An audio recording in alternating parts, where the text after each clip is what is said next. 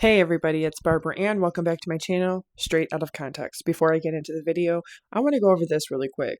This is Hybristophilia.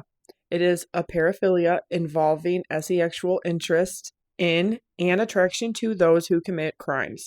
Many high-profile criminals, particularly those who have committed atrocious crimes, receive, quote, fan mail, unquote, in prison that is sometimes amorous or asexual, presumably because of this phenomenon.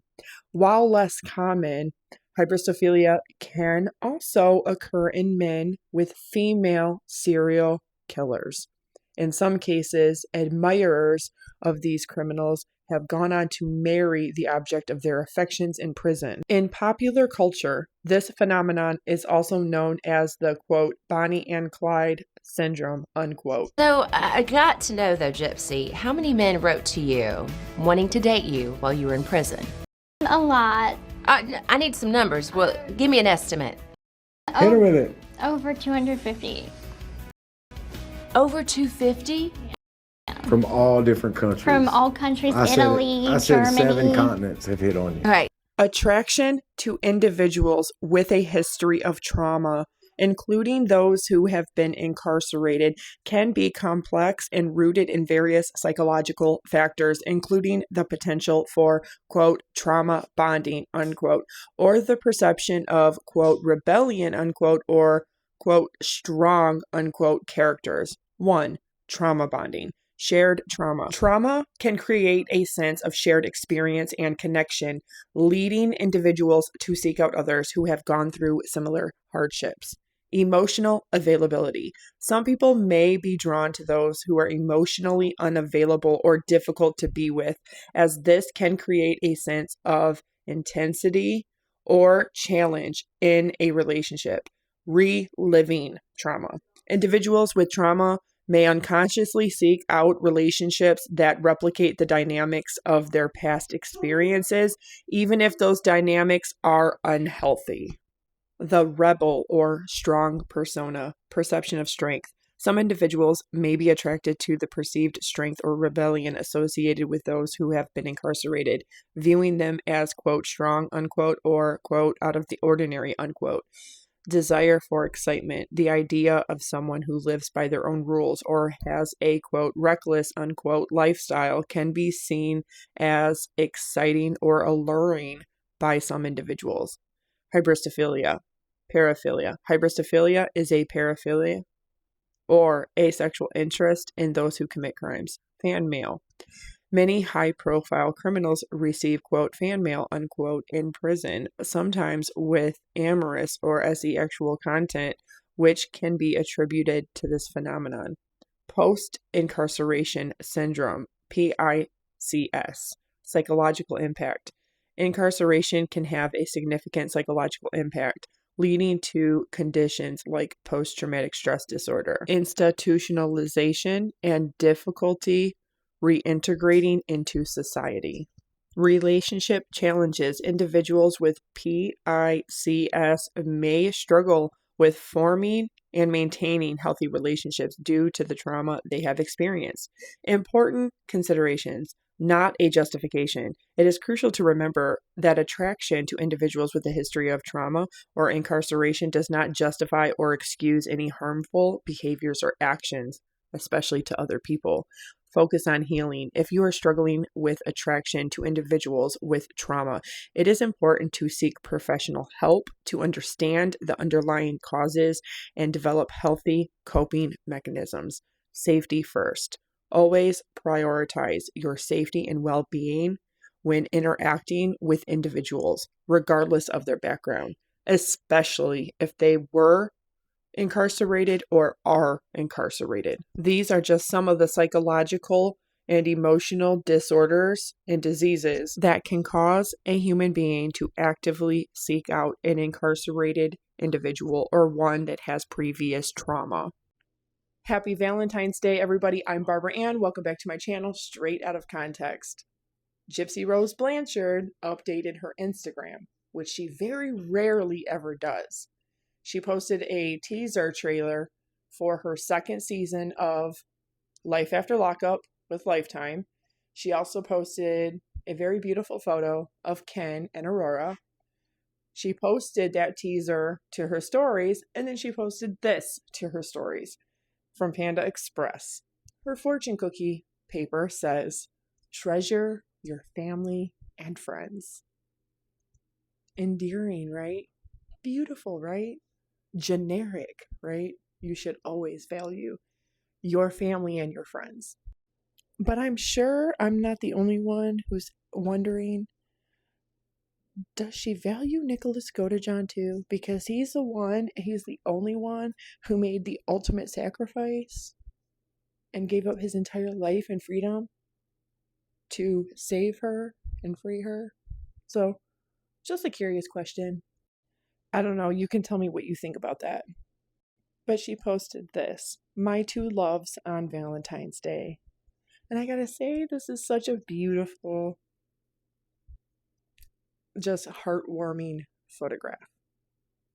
It's so beautiful to see Ken Urker holding Ryan Anderson's baby. Like, heartfelt emotions. Psych, I was joking. Come on, people. But her little teaser for the next season, she's laughing, talking about how, oh, this has been over 7 years in the making since they first met. And she finally is with the love of her life. And she's free. And she's over here trotting down the beach that she had never been to before. Remember that? Yeah, I showed how she had been to a beach before.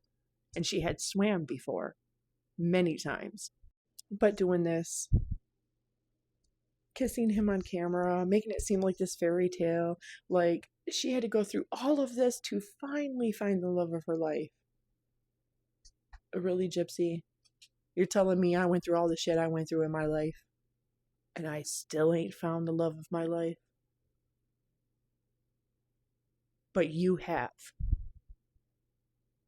And it just happens to be a former prison pen pal.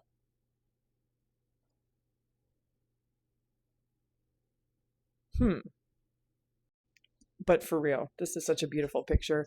This is just so, babies. Who doesn't love babies? The way they look, the way they smell, the way they feel, cuddling with them, loving them, kissing on them, their skin. And I told you, she's beautiful. She has a head full of very dark hair, very much like her grandma.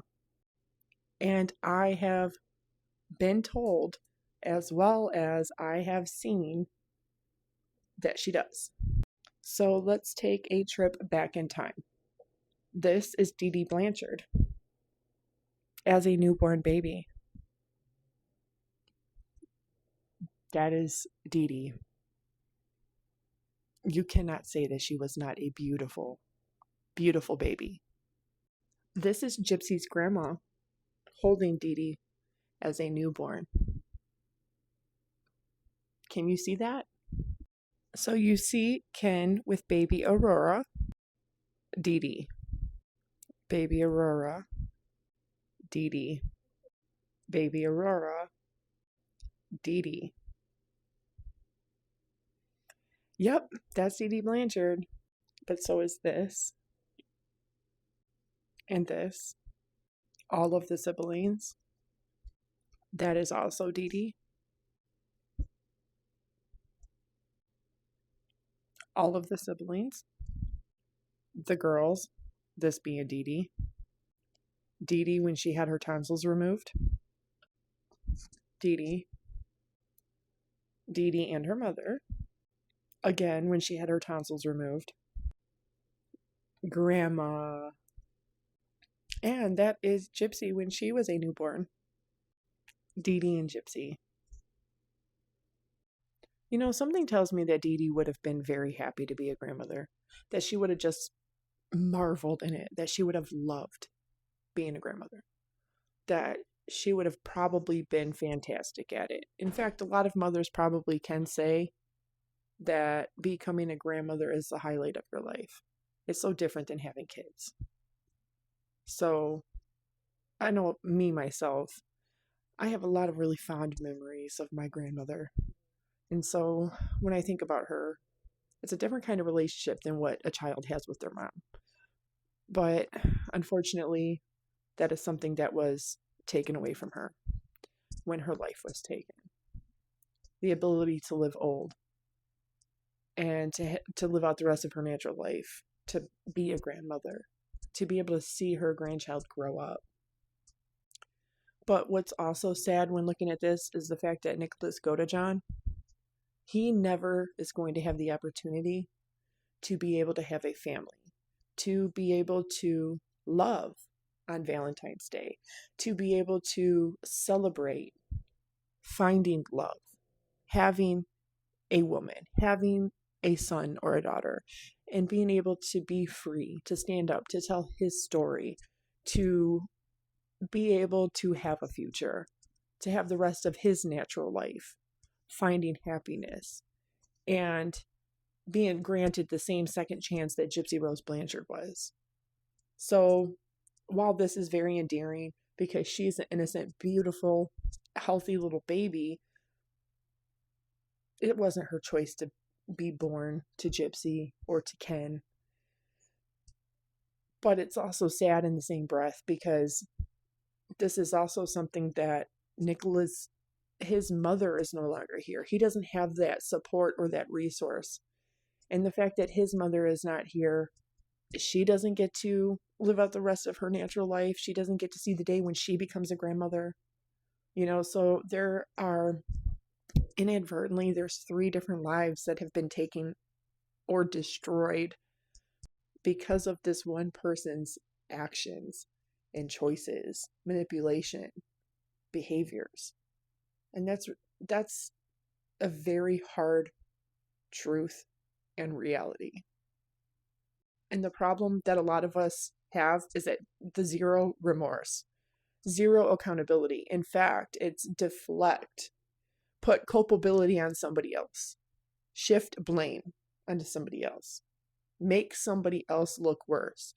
And I was always told by somebody very dear to me that anytime somebody takes the finger and is constantly bashing or pointing it at somebody else and talking about how they're such a bad person, they're evil, they do this, they do that, da da da da da da da da. In this case, Gypsy really did. But anybody that does that constantly, that doesn't make you look like a better person.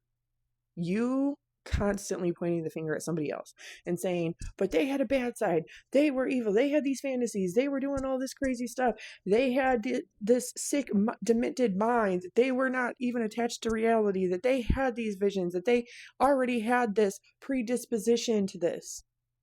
That doesn't make what you did any less. It doesn't take away your responsibility, your accountability, your consequences. And it doesn't prove that you're reformed or rehabilitated. It doesn't prove that you've accepted and take full accountability and responsibility for your choices, your actions, your words, your behaviors, your manipulation, and you're harming 3 other lives. And that's not even including Ryan Anderson and other people that have been harmed, especially creators, by all this drama with the doxing, the harassing, the stalking, all of it. It's just really sad because we all gave her a chance. She had every opportunity to come out of prison and not only to be beloved, but to utilize her platform and the cameras for something good for other people. To really not just raise awareness, but to be an advocate. And while she didn't have to do that, she told the parole board that's exactly what she was going to do. She's the one that promised that to the public. And yes, that's a part of her showing remorse and taking accountability and trying to make amends and rectify the wrongs that she has done. Because she can't bring her mom's life back, but she could have saved many, many more. So happy Valentine's Day, Gypsy. I really hope you think about Nicholas Godejohn. As you all can clearly see and read, there is something very deep-seated psychologically and emotionally in people who seek out severe trauma victims, very heinous criminals, and incarcerated individuals. Gypsy Rose Blanchard just happens to fit all three according to herself, her narrative, and her story. But that's why we're going to look into that, because she said she received over 250 letters while she was incarcerated. And she openly admits to dating several men while she was incarcerated. Nick was not the only person that she had tried to reach out to while incarcerated. She also had Ken Erker, Ryan Anderson, and somebody named Brian. And that doesn't even account for the dozens and dozens of letters she actively wrote back to. But now we have a better understanding of what kind of person would do that and what would drive them to want to do that. Much of your life with your mom was built on essentially getting the sympathy. This is a really important question, but she's missing a key part. That you're not manipulating them now, as you and your mom did so many years ago? Very good question, because Dee Dee Blanchard and Gypsy Rose Blanchard were very well known in the community, and they had a lot of very close, dear friends that spent many, many, many hours and days with them. Even they account for the fact that they had no idea that Gypsy could actually walk. I don't think I can convince anyone anything. All I can do is be myself. Some of their closest friends also thought that. Put myself out there and in the truest form. I'm not setting out to manipulate anyone. Yet that is precisely what Gypsy Rose Blanchard continues to do, even to this very moment. Dee Dee Blanchard and Gypsy Rose Blanchard were lying to their closest friends, neighbors, community, and doctors. For what, may you ask? It's my personal opinion that it was for SSDI and SSI Social Security disability checks every month. It's also my opinion that the original investigators, law enforcement, absolutely knew that this was a scheme, a con, a fraud. Simply put, for money. Tell me what you think down in the comments below. And don't forget to subscribe, like, turn on notifications, and share.